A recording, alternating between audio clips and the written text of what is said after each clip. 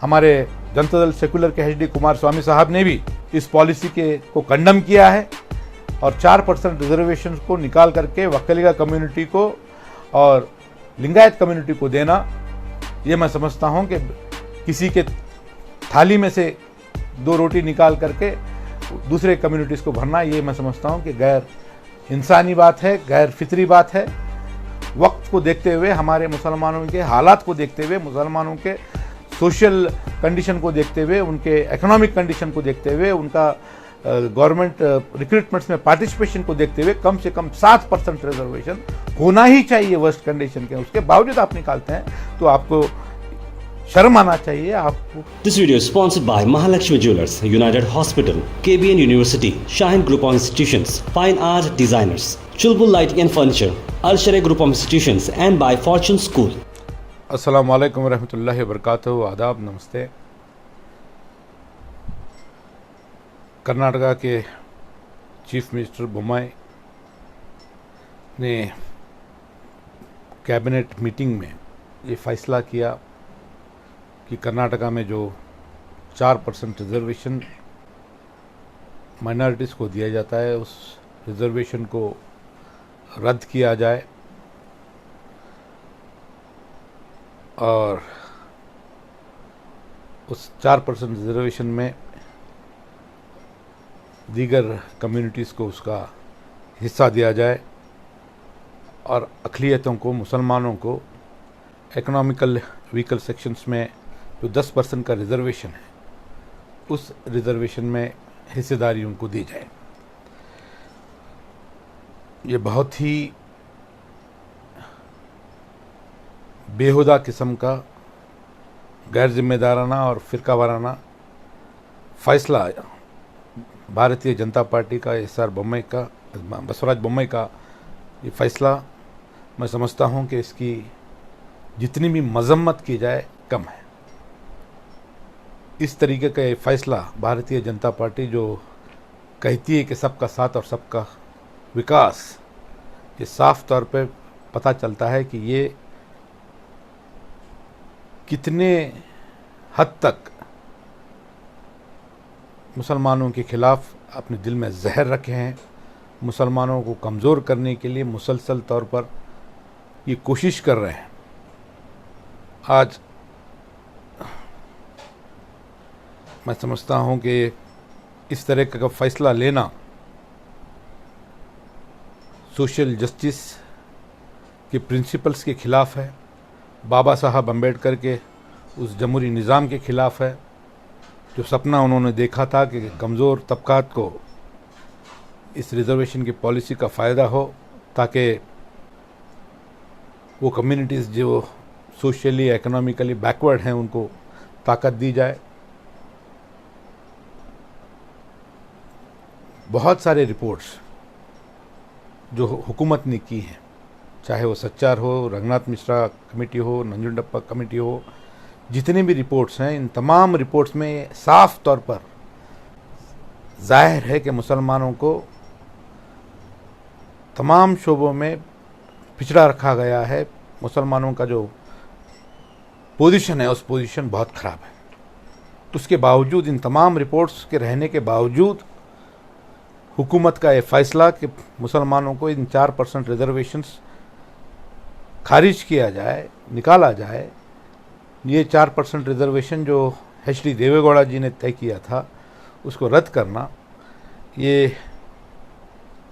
2 चीज़ों को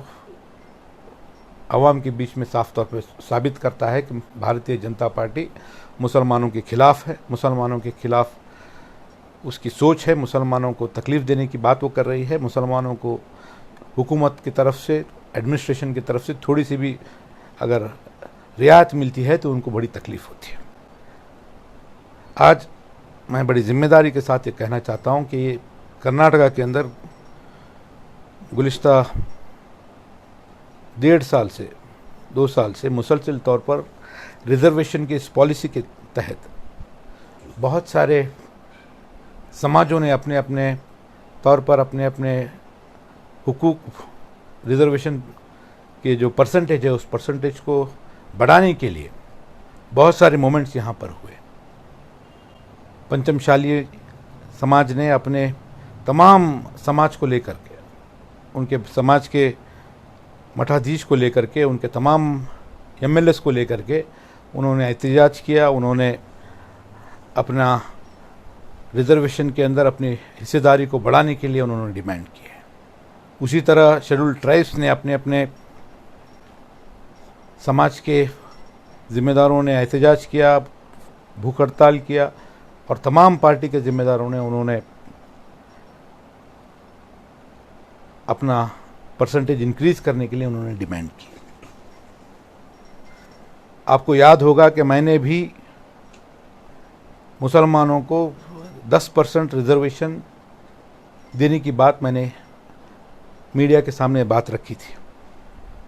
मगर अफसोस इस बात की है कि कहीं ना कहीं इसके जिम्मेदार ना सिर्फ भारतीय जनता पार्टी है, कहीं ना कहीं हम लोग, हमारे इलेक्टेड रिप्रेजेंटेटिव्स और जो जिम्मेदार हैं, उनकी भी जिम्मेदारी बनती थी कि वो तमाम कम्युनिटीज़ को, जबकि इस रिजर्वेशन के इस डिबेट को इतनी बड़ी पैमाने पे कर्नाटका में जो मूवमेंट चल रहा था, एक तरफ जो फॉरवर्ड कम्युनिटीज़ हैं,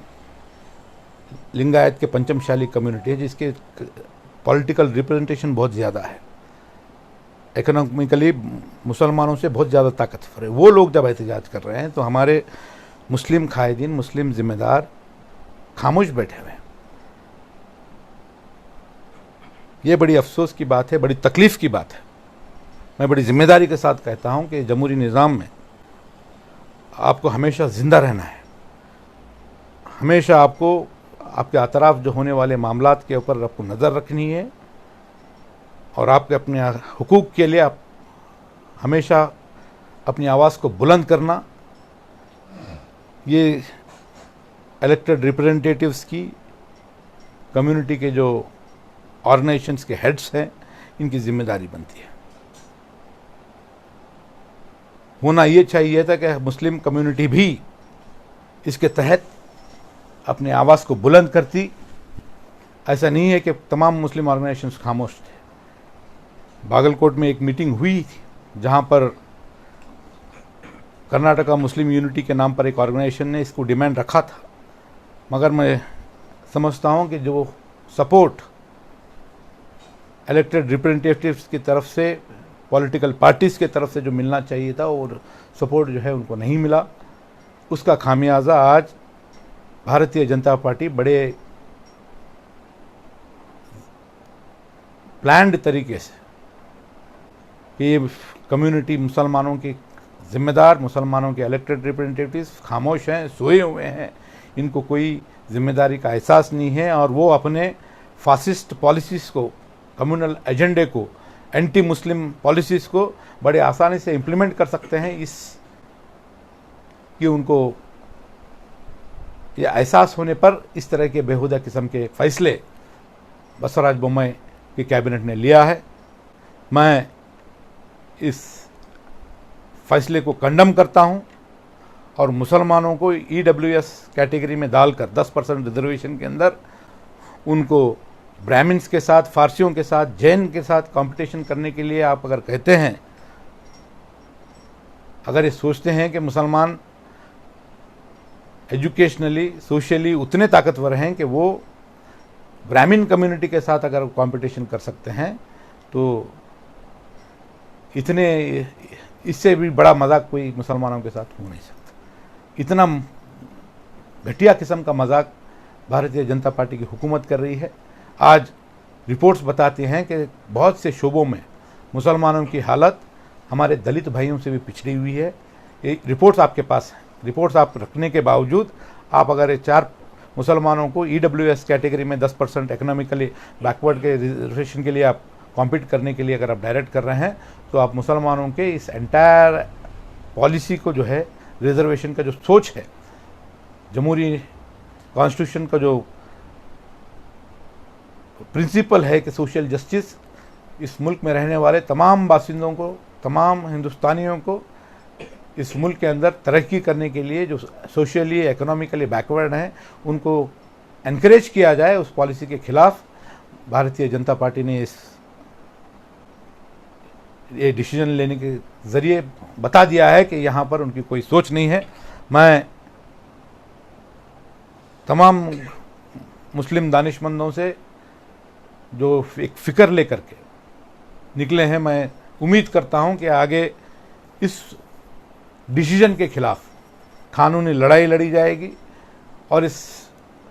इलेक्शन के करीब इस तरह का फ़ैसला लेना ये पॉलिटिकल एडवांटेज लेने के नीयत से हो या मुसलमानों को कमज़ोर साबित करने के लिए हो, मुसलमानों को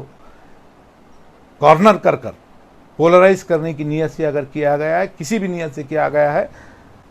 ये नाकाबिले बर्दाश्त है। मुस्लिम कम्युनिटी इस चीज़ को बर्दाश्त नहीं करेगी और इसके खिलाफ हम तमाम लोग, गुलबर्गा के तमाम जिम्मेदारों नहीं बल्कि कर्नाटका के अंदर जितने भी मुसलमान हैं, वो तमाम मुसलमानों की एक फीलिंग है, उनको ये महसूस हो रहा है कि आज हमको एक होकर के इस भारतीय जनता पार्टी के खिलाफ हमको लड़ना है। हमारे जनता दल सेकुलर के HD कुमार स्वामी साहब ने भी इस पॉलिसी को कंडम किया है और 4% रिजर्वेशन को निकाल करके वक्कलिगा कम्युनिटी को और लिंगायत कम्युनिटी को देना, ये मैं समझता हूँ कि किसी के थाली में से 2 रोटी निकाल करके दूसरे कम्युनिटीज़ को भरना, ये मैं समझता हूँ कि गैर इंसानी बात है, गैर फितरी बात है। ज़रूरत ये होती कि हम किसी भी कम्युनिटी को रिजर्वेशन देने के मुखालिफत में नहीं है, मगर आप हमारे जो 4% हैं इसको बढ़ा करके आप कम से कम 10% हमने मांग की थी, कम से कम 7% आज के इस वक्त को देखते हुए, हमारे मुसलमानों के हालात को देखते हुए, मुसलमानों के सोशल कंडीशन को देखते हुए, उनके इकोनॉमिक कंडीशन को देखते हुए, उनका गवर्नमेंट रिक्रूटमेंट्स में पार्टिसिपेशन को देखते हुए कम से कम 7% रिजर्वेशन होना ही चाहिए वर्स्ट कंडीशन के। उसके बावजूद आप निकालते हैं तो आपको शर्म आना चाहिए। आपको इस पॉलिसी के खिलाफ मैं अपील करता हूं कि तमाम हिंदू भाइयों को भी अपील करता हूं जो चाहते हैं कि इस मुल्क के अंदर, इस रियासत के अंदर तमाम मज़हब के लोग तरक्की करें और कर्नाटका दुनिया एक आइडियल स्टेट, मैं समझता हूँ कि हिंदुस्तान के अंदर सबसे पहला स्टेट था जहाँ पर मुसलमानों को 4% रिजर्वेशन दिया गया, दूसरे किसी रियासत में नहीं दिया गया था। उसको, इस पॉलिसी को रद्द करना, हम तमाम लोगों को एक होकर के हमको इस फासिस्ट ताकतों के खिलाफ हमको लड़ना है और इंशाअल्लाह ताला ये कानूनी लड़ाई हम लड़ेंगे और इसको जो है, इस पॉलिसी को, इस चीज़ के लिए किस तरह से हम रोक सकते हैं, ज़रूर हम जो है इसको रोकने की कोशिश हम करेंगे और भारतीय जनता पार्टी को आगे आने वाले दिनों के अंदर सेकुलर पार्टीज को ताकत दे करके इस स्टेप जो आपने लिया है, आपने जो फैसला लिया है, इस फैसले का आपको खामियाजा भुगतना होगा। इसके अंदर कोई राय नहीं है। हम अपील करता हूं कि सब लोग मिलकर के एक मोमेंट, चाहे वो सोशल मीडिया के ज़रिए, चाहे वो एहतजाजों के ज़रिए, रमज़ान का मुबारक महीना है, इंशाअल्लाह गुलबर्गा शहर के अंदर भी बहुत सारे दीगर तंजीमें इस पॉलिसी के खिलाफ, इस कदम के खिलाफ जो है आवाज़ उठा रहे हैं। हम भी उनके साथ खड़े नजर आए। शुक्रिया। This video is sponsored by Mahalakshmi Jewelers, United Hospital, KBN University, Shaheen Group of Institutions, Fine Art Designers, Chulbul Lighting and Furniture, Al Sharia Group of Institutions, and by Fortune School.